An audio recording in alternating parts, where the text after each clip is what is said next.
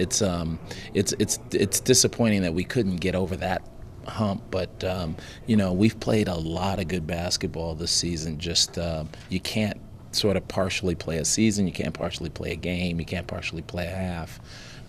So it's pretty tough losing an important game like that with the same old thing. Obviously, not knowing where you're going from here, you said at this tournament last year that the goal this year was the NCAA tournament. Yep. How do you characterize this season with that being obviously? Well, we came up short on the NCAA portion of the season, but I'm reminded by my good friend Sean Scheffler that we're 8-10 for the third time since 1993, and we've done that twice, or this group of seniors has done that twice.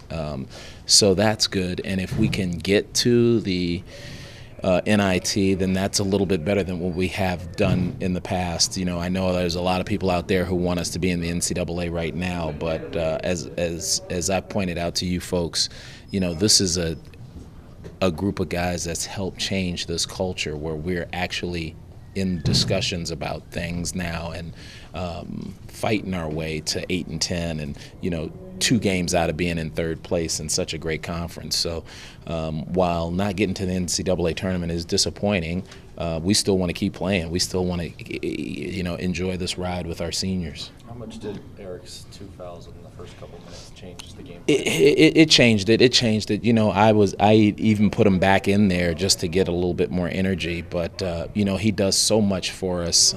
We were lucky to be only down by 1 at halftime with him being out. So that was I thought we had ridden that out. But in the second half, it just the pizzazz was tough for us to get that back.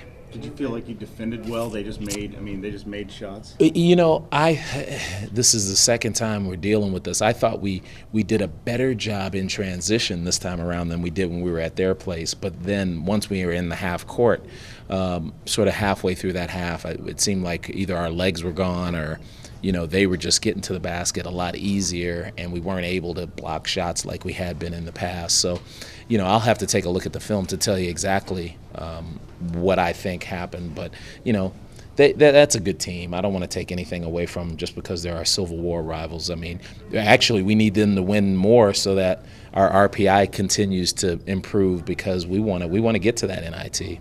Can you pinpoint the cause of all the turnovers? No, because if I could, I would have done it by now. Fair enough. I mean, we've worked on trying to take care of the ball, but we do an inordinate amount of passing in our offense. That's what our offense is based on, is a lot of passing. So you're going to have more. It's just the unforced errors we try to. The walks and the charging fouls and things of that nature, those are the ones you can try and do something about. But we're going to have our share of throwing it because we throw backdoor passes. We do a lot of different things that can give you turnovers. Most of the guys in there talked about the talent on this lineup and how it's there and it's good enough to be in the NCAA tournament. How frustrating is it to have that but not have it come to fruition? It's a process, and like I've said many times, we have started to get more talent here in Corvallis than we've had in a long time, and while it's frustrating not getting to where you want to get to, you can't throw the baby out with the bath because there are still a lot of good things that are taking place here, and if we can keep getting the talent like we did with this senior class that's graduating, we'll be okay in the future.